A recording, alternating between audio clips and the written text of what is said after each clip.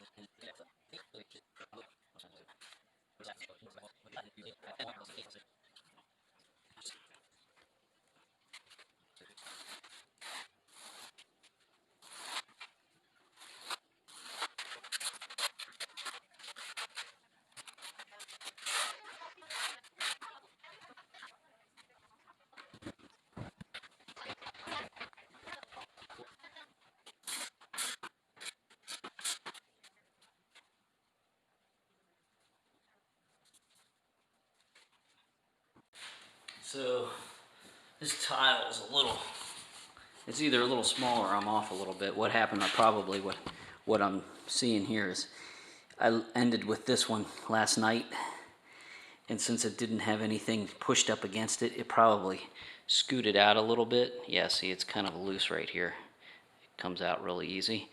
So that's what I was talking about. When I push them up against there and then spread it with the spacer so that it stays tight up against it, because it tends to walk away if it doesn't have anything on this side to push it back tight. So what happened was is this came out, so now I got a little gap right here, so it's not quite flush. And this one's a little loose right here. This one's fine, it's a little loose as well, but if I tighten it any more, I'm going to have even bigger gap, and I don't want that. So you kind of, when you come up on these situations, which inevitably you're going to, it's part of the process, but you want to minimize as much as possible. And that's part of, having to do it on multiple days. You're not pushing it up against there and have the ability to push that tight before you set it, so it's pretty much locked in place at this point. What I'm going to have to do is just kind of split the difference. So this one's going to be a little bit wider, and this one's going to be a little bit wider. But I don't want it so noticeable, because when you grout it, you'll end up noticing it. But so I'm just going to leave this one a little bit loose, and then this one's going to be a little bit loose too. But I'll push it up against it tight here, so that we don't have any gaps there. And hopefully we'll just correct our mistake with this one as we keep going. Hopefully it doesn't compound itself, and that's what usually happens is when you have these situations, to try to remedy it as quick as possible, because if you don't, you'll have big gaps way down the line.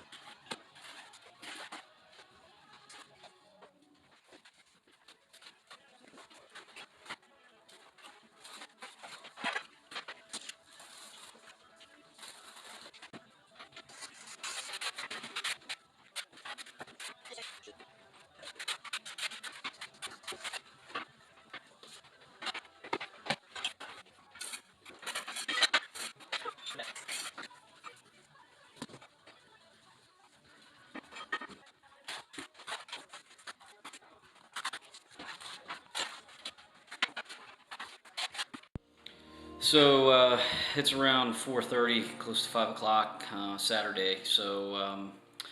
We're kind of tired. We're going to go ahead and get some supper and probably go out for the evening. But just wanted to give you, just kind of give you a shot of what everything looks like so far. So we got pretty good ways. I mean, I want to say that we got 18 tiles this time around, so we did pretty good. So yeah, we'll leave it for another day. It's definitely a marathon, not a sprint here, so no sense in killing ourselves.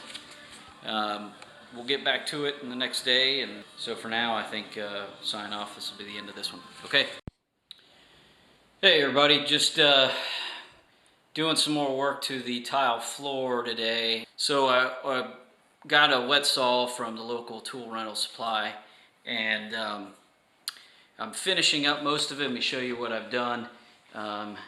Went all around the bay window and got all those cuts done, and all around the perimeter here. It's not cemented in yet, it's just laid in place. And I got all the closet done. I do need to cut this one. The back side of the tiles actually have a grid pattern, which is pretty good for 45. There's markings, and I can get a tool, a T-square to get my 45 angles, but these have been working pretty good. So I've been making my marks with a Sharpie on the back of this, you know, taking my measurements here. So what I've been doing is measuring from here to here, what that distance is, and then marking it on the tile on the upside down. And whatever that distance is here, I make a mark over here, and then I'll make a straight line. But it's been pretty good by just making a mark right here and just kind of eyeballing it down and making a mark on the other side. I'm able to cut it with a wet saw, and it's pretty exact. And even if it's off a little bit, I need a gap anyway, because the molding's going to go over top of it, so you won't really see it. So I measured here was 8 3/4, so I need to cut one at 8 3/4 of diagonal here. And now I've also been looking at all this area right through here. So I'm going to go ahead and cut all of these all at once, and then just fit them into place, and hopefully they all fit without a lot of issues, so I don't have to keep coming in and out. That's the biggest issue, is that you know, you make a cut and then you come back in, and then you make a cut and then you come back inside, and then you check it, and then you have to go back out. So that's what takes most of the time, especially for the intricate cuts. But these here shouldn't take me too long. So I'm hoping that I can get these knocked out pretty quickly, and then I'll be done. All right, so I made my marks, you can see right here, and then I've got another mark right here. And I've just been kind of lining up, just knowing where the blade comes out here in the middle of this trough here. So I'm just kind of eyeballing. I've been kind of doing it, and I've gotten better at it, so I know exactly where it needs to be. You know, you can make a straight line here, but I don't need to do that at this point. But it'd be a good, good idea for the first couple of times until you get a feel for the saw that you're using. So we're ready to cut.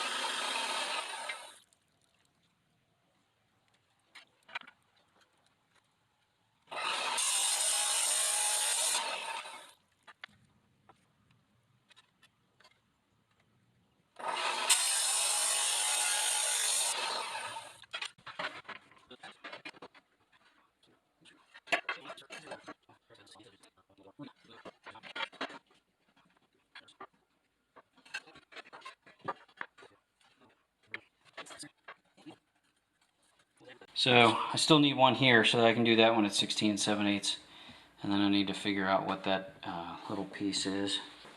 So this was the piece I cut at 8 3/4. Let's see if it fits. Oh yeah, that looks good.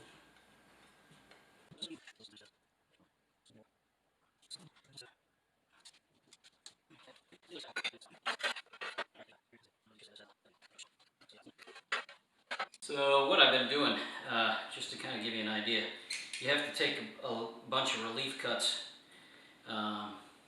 Just kind of cut your outline and then go as deep as you want to, as far as you need to anyway, with your cuts this way. And then make, 3 or 4 relief cuts right there so that you can, what you can do is, like I take it in a diagonal pattern with the saw and cut off some of it. And then for the rest of it, I just nip it with the nippers to get it to the depth that I need to. And for right now, I'm just going to kind of cut a little bit out, just so that it's not touching. Should be enough, but...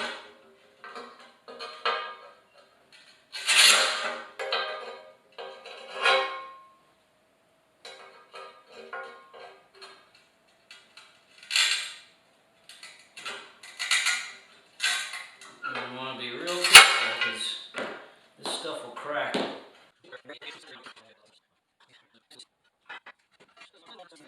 But I need to kind of scrape away before I lay it back down, but that looks good. Let's see how this one plays out. Oh yeah, that's good stuff right there. Good stuff.